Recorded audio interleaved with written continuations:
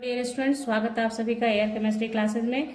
और आज हम लोग ट्रांजिशन मेटल से रिलेटेड एक इम्पॉर्टेंट क्वेश्चंस के फैक्ट्स को जानेंगे कि उस जैसे यहाँ पे आपको ट्रांजिशन मेटल कैटलिस्ट की तरह बिहेव करता है, यानी गुड कैटलिस्ट होता है क्यों। आप जनरली ऑर्गेनिक केमिस्ट्री हो, इनऑर्गेनिक केमिस्ट्री हो, जहाँ भी आप देखते हैं वहाँ पे कैटलिस्ट के फॉर्म में ज़्यादातर आपको ट्रांजिशन मेटल ही दिखता है। कभी आपने सोचा है क्यों ऐसा है कि ट्रांजिशन मेटल ही कैटलिस्ट की तरह बिहेव करता है? तो उसी के अंदर छिपे फैक्ट को जानेंगे आज के वीडियो में हम लोग। क्या है, क्यों कैटालिटिक जैसा बिहेवियर करता है ये ट्रांजिशन मेटल, ये सारी बातें आज हम लोग समझेंगे, ठीक है।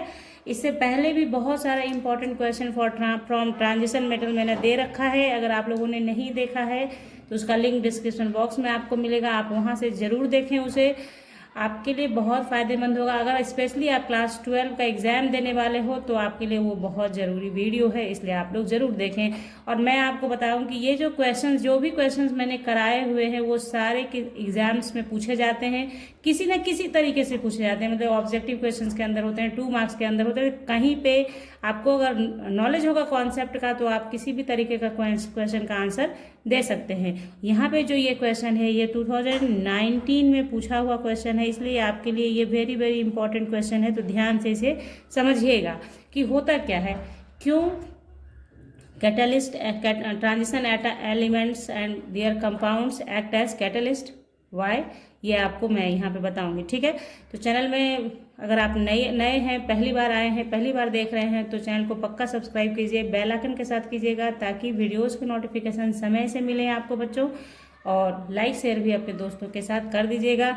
जल्दी जल्दी सपोर्ट कीजिए चैनल को ताकि अपना चैनल भी आगे की ओर बढ़े। तो चलिए देखते हैं क्या है इसमें छिपा फैक्ट। तो देखिए, ये जैसे ट्रांजिशन मेटल का क्या गुण है वो पहले जानते हैं।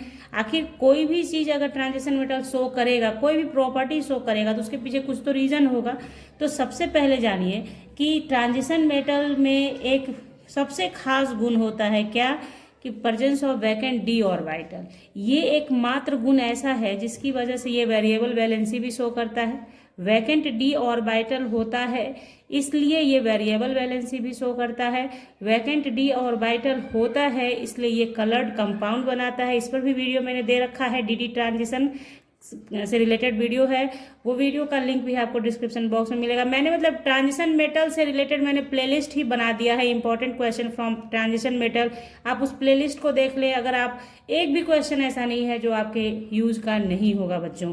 तो देखिए, सबसे आपको बस ध्यान रखना है कि ट्रांजिशन मेटल का सबसे इंपॉर्टेंट प्रॉपर्टी है क्या, presence of vacant D orbital. D orbital presence होता है जिसकी वजह से वो क्या होता है, वेरिएबल वैलेंसी शो करता है।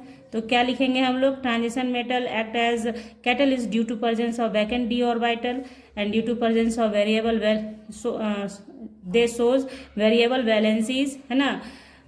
उसके बाद देखिए, they have tendency to form complex compounds. ये दोनों गुण जो आप देख रहे हैं ये दोनों आता है वैकेंट डी ऑर्बिटल की वजह से ही।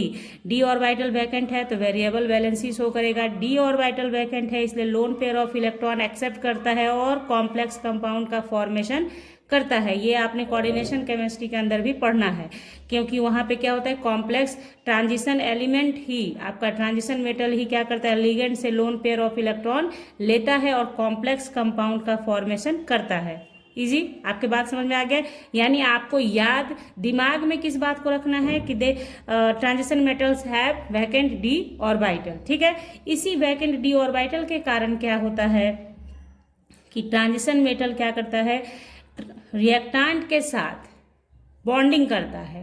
क्योंकि उसके अंदर टेंडेंसी है कि उसके पास वैकेंट डी ऑर्बिटल है तो वो क्या करता है, रिएक्टेंट के साथ बॉन्डिंग करता है, बॉन्ड बनाता है।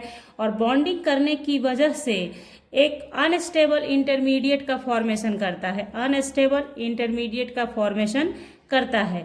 तो इसकी वजह से देखिए, यहाँ पे रीजन मैंने दिया हुआ है कि जब क्या होता है, सपोज कीजिए आप ऐसे मान लीजिए कि आपको ये समझिए, ये इस तरीके से यहाँ पे आप सपोज कीजिए कि आपका ट्रांजिशन मेटल है, ठीक है। तो ट्रांजिशन मेटल के साथ रिएक्टेंट का बॉन्डिंग हो रहा है। रिएक्टेंट मतलब आर से लिखती हूँ मैं रिएक्टेंट को, समझिएगा इसे, ठीक है। तो ये देखिए, है ना। तो ये जब इसके साथ बॉन्डिंग करता है तो रिएक्टेंट मॉलिक्यूल्स के बीच का जो आपस का जो बॉन्डिंग होता है वो वीकेंड हो जाता है।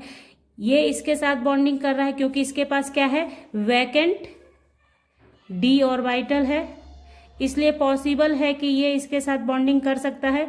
तो जब ये इसके साथ बॉन्डिंग करेगा तो इसके आपस का जो बॉन्ड है वो कमजोर होता है और इसकी वजह से क्या होता है, एक्टिवेशन एनर्जी लोअर हो जाता है। यानी कहने का मतलब आपने पढ़ा केमिकल काइनेटिक्स में आता है कि रिएक्टेंट चेंज करता है प्रोडक्ट में, कब, जब एक्टिवेशन एनर्जी को गेन करता है। यानी मान लीजिए कि रिएक्टेंट यहाँ तक, अभी तक आपका यहाँ जब पहुँचेगा इस खास पोजीशन पे, तो यहाँ पे जो एनर्जी होता है उसको कहते हैं एक्टिवेशन एनर्जी। ठीक है, तो इस एक्टिवेशन एनर्जी को जब गेन करता है तभी रिएक्टेंट मूव करता है किसकी तरफ, प्रोडक्ट फॉर्मेशन की तरफ। ये एक बेसिक चीज है। तो क्या करता है आपका डी ऑर्बिटल इसके साथ बॉन्डिंग करता है जिसके कारण इसके आपस का बॉन्ड वीक हो जाता है और एक्टिवेशन एनर्जी लोअर हो जाता है। यानी कि मान लीजिए इस ग्राफ का जितना नीचे आ जाएगा एक्टिवेशन एनर्जी, आपका रिएक्शन उतना ही फास्ट होगा या नहीं।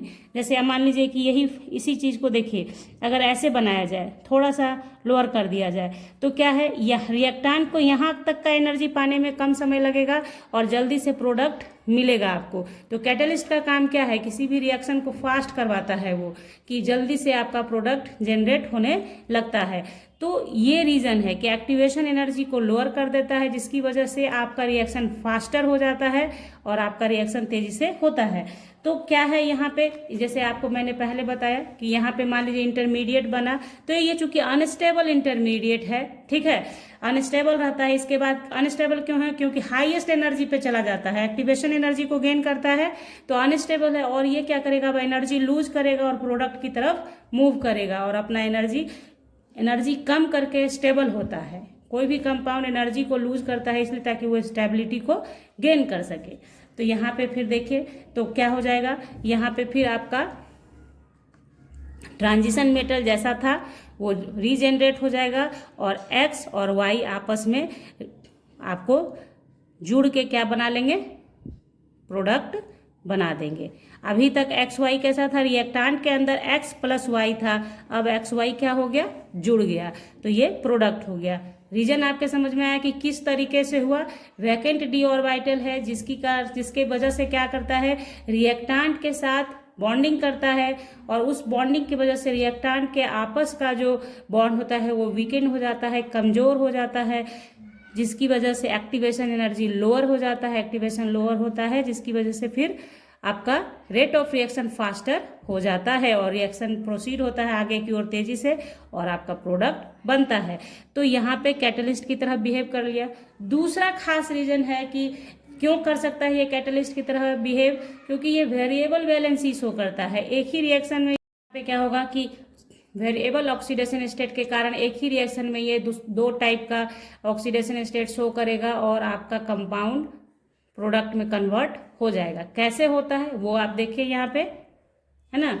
जैसे देखिए, अगर मान लीजिए कि आपको रिएक्शन कराना है आयोडीन और S2I- और S2O8 ये रिएक्शन है जो देगा आपको I2 + 2SO4 अब इस रिएक्शन को कराने के लिए इसमें आप क्या करते हैं, ऐड करते हैं आयरन। ठीक है, इसमें क्या कैटालिटिक एक्शन की तरह कौन बिहेव करेगा, आयरन डालेंगे आप, लोहा। तो देखिए सबसे पहले क्या होगा कि Fe3+ 2I के साथ जब इसके साथ बॉन्डिंग करेगा ये तो कन्वर्ट हो जाएगा आपका, देखिए I2 तो बन जाएगा, 2I- है तो ये I2 में कन्वर्ट हो गया। और इसको बैलेंस करने के लिए आप क्या कर सकते हैं कि ये चार्ज बैलेंस होना चाहिए, ये ध्यान रखना होता है। रिएक्शन के दोनों तरफ क्या होता है कि चार्ज बैलेंस होना चाहिए, है ना। तो देखिए क्या है, 3 2 जा 6, तो यहाँ +6 हुआ ना, और यहाँ -2 था, तो ओवरऑल कितना +4। तो यहाँ पे आपका ये I2 होने के कारण ये 0 हो गया, तो यहाँ पे 2 2 जा 4 +4। तो ये बैलेंस करते हैं हम लोग, है ना। तो बैलेंस कर दिया तो देखा आपने कि यहाँ पे क्या हुआ, +3 से ऑक्सीडेशन स्टेट किस में कन्वर्ट हो गया, +2 में। बात आई समझ में। तो चूंकि वेरिएबल वैलेंसी शो कर सकता है तभी तो ये पॉसिबिलिटी हुआ, है ना, नहीं तो नहीं होता। अगर एक ही वैलेंसी होता, जैसे सोडियम है तो मैग्नीशियम है, वो दो ही, सोडियम जैसे +1 देगा दिखाएगा तो वो हर जगह +1 ही वैलेंसी शो करेगा, वेरिएबल नहीं होता उसमें। या फिर आपका मैग्नीशियम, कैल्शियम, वो सब वेरिएबल वैलेंसी नहीं शो करता है, इसलिए कैटालिटिक जैसा बिहेवियर नहीं कर सकता है वो लोग, ठीक है। तो जैसे यहाँ पे ये हो गया I2 के साथ, तो ये हो गया। उसके बाद यही चीज आपका मान लीजिए कि 2+, समझ लीजिए इसे कि कैसे काम करता है 2-, तो इसमें क्या हो जाएगा 2Fe। देखिए जो आपने लिया है फाइनली आपको वही मिलेगा, बात आ रही समझ में। जो अभी जस्ट पहले मैंने आपको यहाँ पे दिखाया है, ये डायग्राम ऐसे ही नहीं था कि ट्रांजिशन मेटल जो आपने लिया, जिस स्टेट में लिया वैसा ही आपको लास्टली मिलेगा। तो यहाँ पे क्या हुआ कि हमने यूज किया है पहले कौन सा Fe3+, तो हमारा लास्ट में Fe3+ हमें वापस मिल जाएगा, ठीक है। और 2SO4 2-, आप देख लें कि आपका चार्ज बैलेंस है या नहीं। तो यहाँ देखिए 2 2 4 +4 हो गया, और यहाँ पे -2 है, ओवरऑल -2 है। यहाँ पे क्या है +6 और -2। तो इसको जब आप करेंगे तो क्या हो जाएगा आपका 4 -2 तो +2 हो गया, और यहाँ पे क्या है +6। हाँ देखिए 2 2 4 होगा ना, यहाँ वही तो मैं कहूँ क्या, तो +6 -4 तो क्या हो गया आपका 6 -4 यानी +2। तो बैलेंस है आपका, चार्ज बैलेंस है। तो इस तरीके से वेरिएबल बैलेंस शो करने के कारण भी कैटालिटिक की तरह बिहेव करता है। बात आ गई समझ में आपके। तो इस क्वेश्चन का आंसर आपको मिला कि आपका जो ट्रांजिशन मेटल है वो क्यों शो करता है आपके कैटालिस्ट की तरह। तो कैटालिस्ट की तरह बिहेव शो करने के पीछे ये 3 मेन रीजन आप लिखेंगे, ये 3 रीजन होता है।